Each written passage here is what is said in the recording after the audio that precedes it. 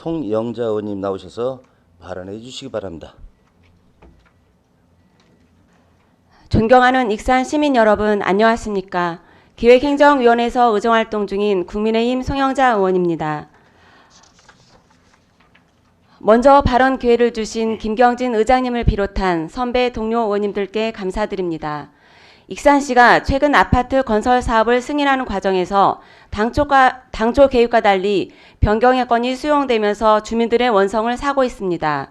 이에 본 의원은 오늘 5분 발언을 통해 중앙동에 건축 예정인 주상복합 아파트에서 국민은행 사거리까지의 도로 진출입로가 주민 의견과 상반된 엉뚱한 쪽으로 흐르고 있다는 문제를 지적하고자 합니다.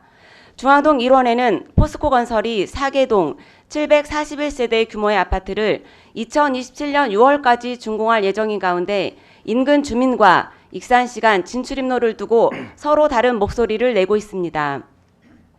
당초 익산시가 요구한 도로 진입로 구간은 노블렛에서 우성약국까지 5개 건물을 매입한 일자형 도로였습니다.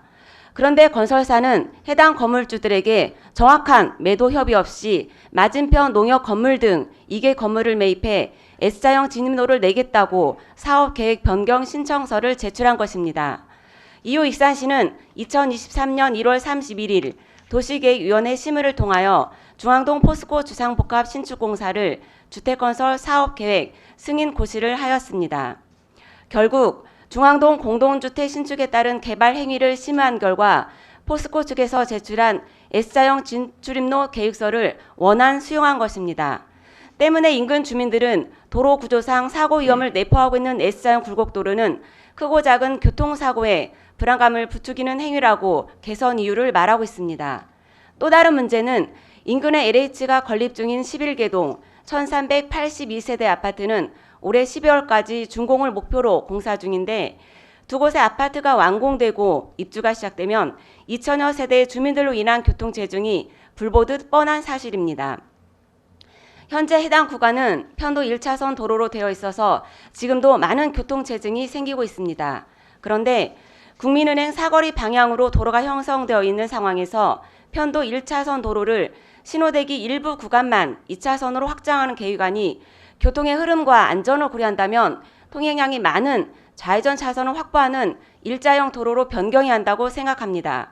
그러나 익산시는 올해 1월 사업자의 요구대로 S자형 우회전 차로 확보에 대해 주택과에서 경찰서 등 관련 부서와 협의를 이행하고 조치 계획을 제출한 결과 교통처리 계획상 교통체증에 개선이 된다는 것으로 분석했으며 도시계획위원회 심의 및 교통영향평가 변경 승인을 완료한 사항으로 기형적 도로라 보기 어렵다고 판단을 내린 것입니다.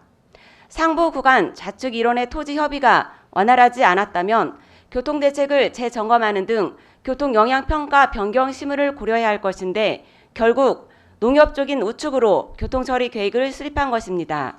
사업자는 관련 부서와 협의해 사업을 시행토록 하겠다는 조치 계획을 냈고 이에 조건부 승인이 이루어졌지만 이곳 주민들과 도로 개설로 인한 엇갈린 입장은 어떻게 해결해 나갈지 의문입니다. 이 일대의 아파트 사업이 완료되면 포스코 741세대와 바로 옆 LH 1382세대 등 약 2000세대가 주 진출입 도로를 공유하게 됩니다.